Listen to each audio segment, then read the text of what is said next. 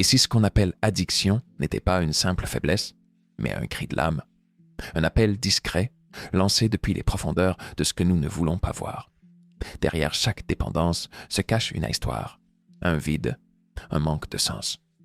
Ce n'est pas seulement une question de substance ou de comportement, mais une quête mal orientée, un besoin de réparation, de reconnexion, d'amour. Dans ce voyage, je t'invite à regarder autrement, à travers 6 étapes. Nous allons plonger ensemble dans les racines invisibles de la dépendance, non pas pour juger, mais pour comprendre. Car parfois, ce qui semble nous détruire est en réalité ce qui nous ramène à la vie. 1. Quand le vide parle plus fort que la volonté. Il y a des silences qui crient plus fort que tous les mots.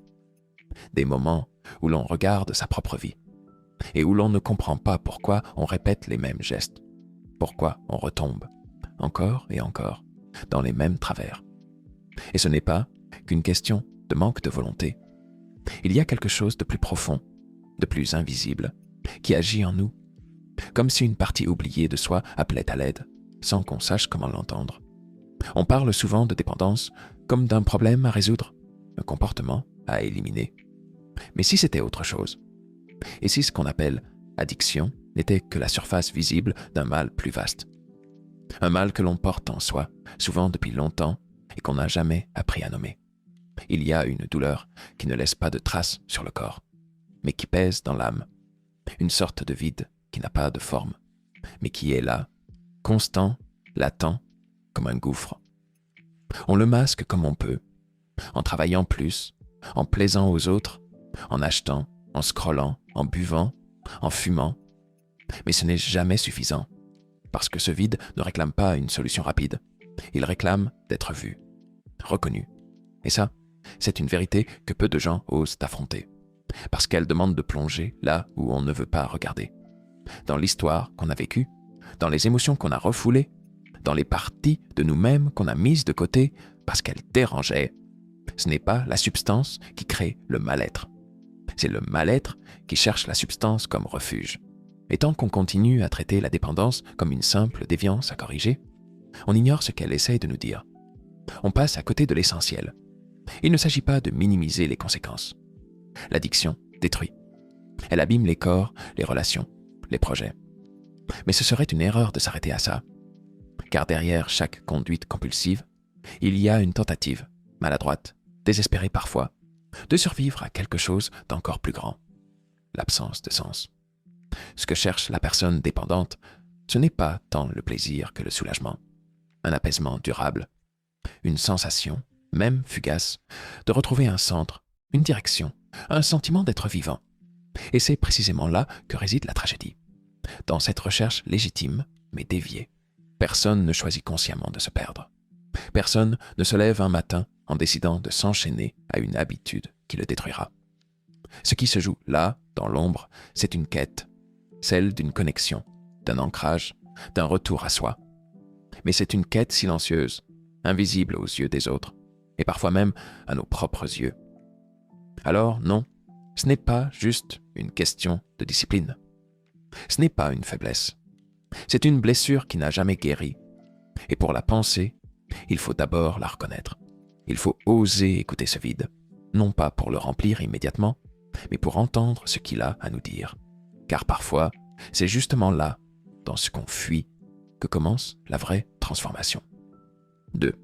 Une faim que la substance ne peut combler. Il y a une confusion tenace que l'on traîne dans nos sociétés modernes. Croire que ce que cherche le dépendant, c'est la substance. L'alcool, la drogue, le sexe, l'écran. Mais si l'on prend un instant pour regarder plus loin que le comportement visible, on découvre une vérité bien plus troublante.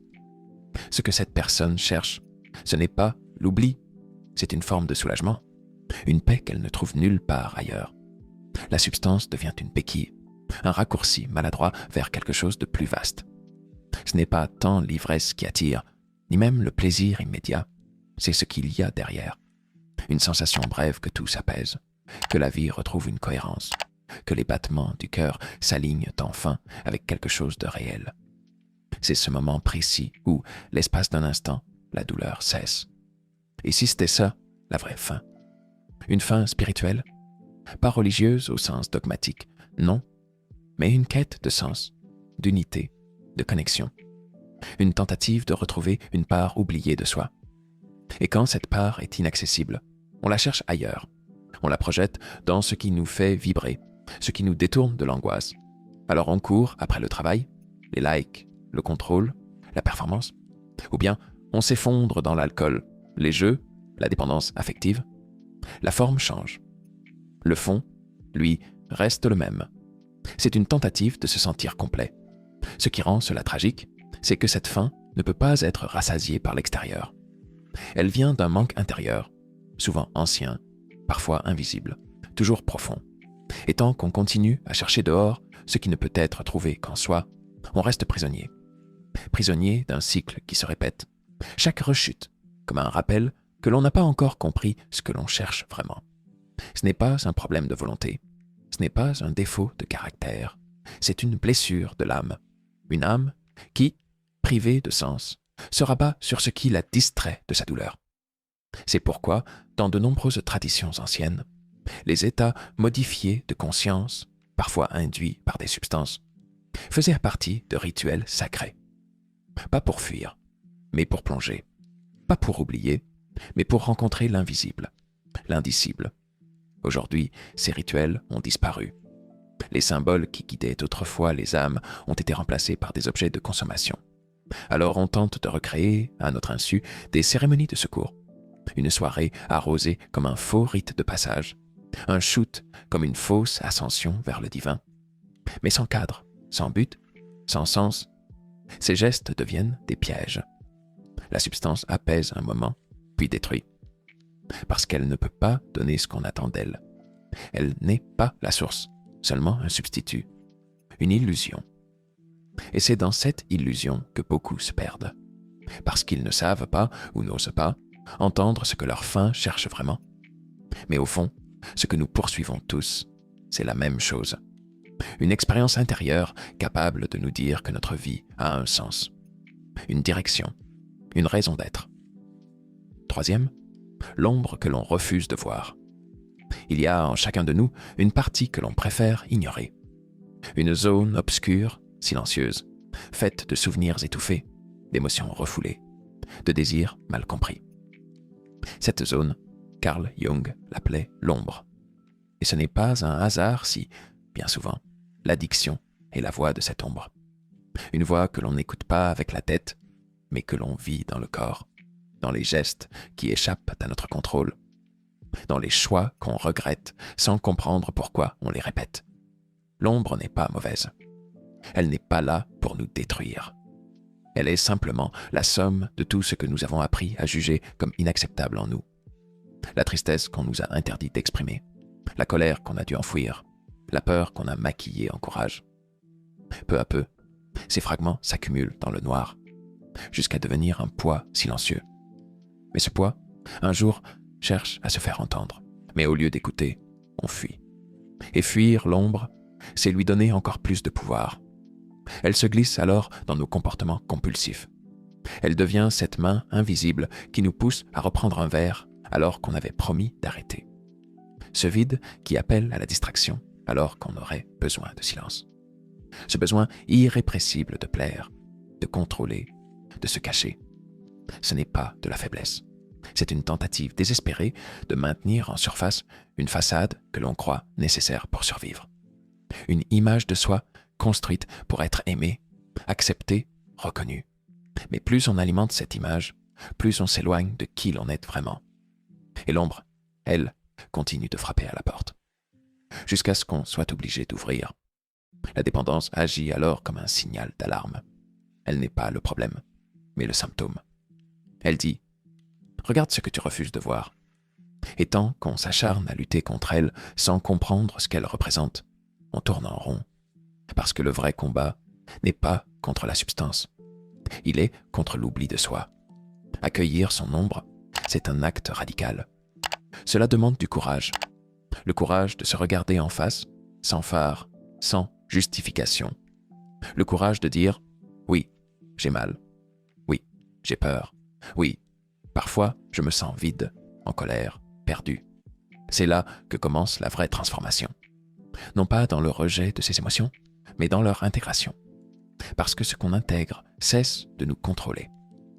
Le dépendant n'est pas un échec. Il est un être en quête, pris dans un dialogue intérieur qu'il n'a jamais appris à entendre. Et tant qu'il reste seul avec son ombre, il croit que c'est elle qui le définit.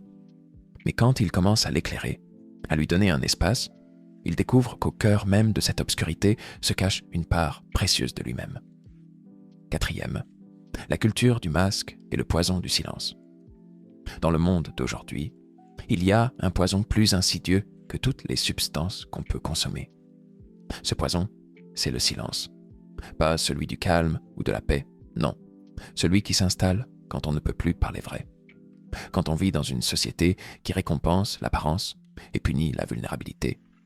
Une société où l'on apprend très tôt à cacher ce qui ne brille pas, à sourire quand on souffre, à dire « ça va », alors que tout en nous crie l'inverse. C'est dans ce décor que naît le terrain fertile de l'addiction, parce qu'on ne tombe pas dans la dépendance du jour au lendemain. On glisse, lentement, à force de nier ce qu'on ressent, à force de faire semblant, à force de croire que pour mériter l'amour ou la reconnaissance, il faut être impeccable, performant, heureux à tout prix. Et tout ce qui ne rentre pas dans cette image, on l'enfouit. Alors on devient un acteur de sa propre vie. On maîtrise les gestes, les réponses, les publications, mais à l'intérieur, quelque chose se fissure. Parce qu'on ne peut pas éternellement trahir ce qu'on ressent sans en payer le prix. Et le prix, parfois, c'est la perte de soi. Ce moment où on ne sait même plus si ce qu'on montre est encore connecté à ce qu'on est vraiment. C'est dans ces interstices que l'addiction s'installe. Pas comme un monstre soudain, mais comme une solution bancale, une issue de secours, une manière de supporter le masque devenu trop lourd. Ce n'est pas la dépendance qui arrive en premier, c'est le silence. Le non-dit, l'isolement émotionnel. Et ce silence, on l'apprend très tôt. On nous apprend à être fort, à ravaler nos larmes, à ne pas faire de vagues. On nous apprend que l'échec est honteux, que la peur est une faiblesse, que le doute est un danger. Alors, on se tait. Mais l'âme, elle, ne supporte pas le silence imposé. Elle a besoin de s'exprimer, de respirer, de pleurer si nécessaire. Et si elle n'a pas de place, elle cherche un exutoire. L'addiction devient ce cri étouffé qui cherche à sortir. Et tant qu'on n'offre pas d'espace sain pour exprimer ce cri, il revient par d'autres chemins, souvent destructeurs. Il est temps de réapprendre à parler, pas juste avec des mots, mais avec authenticité. Réapprendre à dire « je ne vais pas bien ». Réapprendre à écouter, sans corriger, sans juger. Parce qu'il suffit parfois d'un espace d'accueil, d'un regard qui comprend, d'un silence bienveillant pour que quelque chose commence à se relâcher. La guérison ne commence pas dans les grandes décisions. Elle commence dans l'autorisation de ressentir, dans la permission d'être humain, imparfait, vulnérable. Et cette permission, dans un monde qui la refuse, est un acte de rébellion douce, un acte de survie, un acte d'amour. 5e, le symbole perdu et la quête du sacré. L'être humain ne peut pas vivre seulement de logique. Il a besoin de symboles. Il a besoin d'histoire, de sens, d'une direction intérieure. Sans cela, il se désoriente. Il se coupe de sa profondeur. Et dans cette perte de sens, la dépendance devient parfois une tentative inconsciente de retrouver ce qui a disparu, le lien avec quelque chose de plus grand que soi. Pendant des siècles, les cultures humaines ont su offrir à l'individu des rituels, des mythes, des expériences collectives qui donnaient un cadre à l'existence. Il y avait des cérémonies pour le passage à l'âge adulte, pour le deuil, pour la naissance, pour les grandes étapes de la vie. Des moments où l'âme était reconnue, où la douleur avait une place, où le mystère de la vie était honoré. Aujourd'hui, ces repères se sont effacés. Ce qui reste, c'est une succession d'obligations et d'objectifs. Il faut réussir, produire, se montrer. Et quand quelque chose en nous appelle à ralentir, à sentir, à pleurer ou à rêver, on le fait taire. On le noie dans la distraction ou la performance. On confond mouvement et sens, bruit et vie. Mais ce besoin de sacré, lui, ne disparaît pas. Il se déplace, il cherche d'autres chemins. Et parfois, il se perd. La dépendance devient alors une sorte de rituel déformé. Le verre du soir remplace la prière. L'écran remplace la contemplation. Le shoot devient une fausse ascension vers quelque chose de plus vaste, mais sans guide, sans cadre, sans langage. C'est comme essayer d'atteindre le ciel sans racines. Ce que beaucoup de personnes en souffrance cherchent, au fond, ce n'est pas une échappatoire, c'est une élévation. Elles veulent sentir, ne serait-ce qu'un instant, qu'il existe quelque chose au-delà de la routine, au-delà de la douleur, quelque chose de plus grand, de plus vrai, un feu sacré. Et ce feu, on ne le trouve pas dans la consommation, on le trouve dans le symbole. Le symbole n'est pas une image figée, c'est une porte, une ouverture vers une autre compréhension de soi. Il peut prendre 1000 formes, un rêve puissant, une phrase qui résonne, une musique qui bouleverse, une rencontre qui change tout. Le symbole est ce moment où l'on sent, sans comprendre, que quelque chose bascule, que la vie parle une langue que notre mental ne maîtrise pas, mais que notre cœur reconnaît. Sans symbole, la douleur devient absurde, l'addiction devient répétition vide.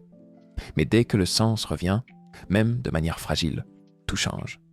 Parce que ce n'est pas la douleur qui détruit, c'est le fait qu'elle semble inutile. Et c'est le symbole qui lui redonne une place, une direction, une possibilité de transformation. 6. Quand l'effondrement devient renaissance. Il y a un moment que beaucoup redoutent, mais que peu comprennent vraiment, celui où tout s'écroule. Ce moment où la façade ne tient plus, où l'on n'a plus la force de faire semblant, où l'on touche ce que certains appellent le fond. Et si, paradoxalement, c'était là que tout commençait réellement? Non pas la fin, mais le début. Une naissance déguisée en chute. Quand on touche le fond, quelque chose cède. Ce n'est pas seulement la douleur qui déborde, c'est l'ego qui lâche prise. Cette image qu'on a construite de soi-même, cette version lisse, contrôlée, solide, elle se fissure. Et dans cette fissure, la vérité passe. Pas une vérité théorique ou spirituelle, mais une vérité intime, viscérale.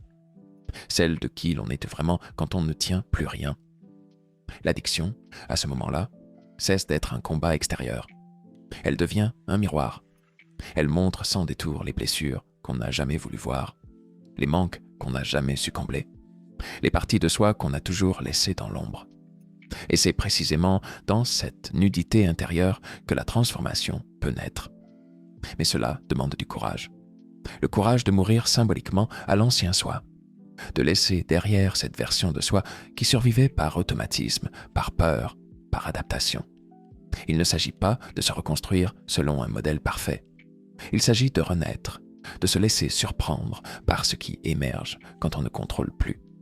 Une nouvelle direction, un symbole intérieur, une sensation de présence qui remplace le besoin de fuite. Ce processus n'est pas linéaire. Il y aura des rechutes, des doutes, des silences. Mais une fois qu'on a senti qu'un autre chemin est possible, on ne peut plus complètement revenir en arrière. Même au cœur de la douleur, quelque chose en soi se souvient. Il y a une flamme, aussi petite soit-elle, qui continue de brûler. Et cette flamme, c'est le début de la liberté.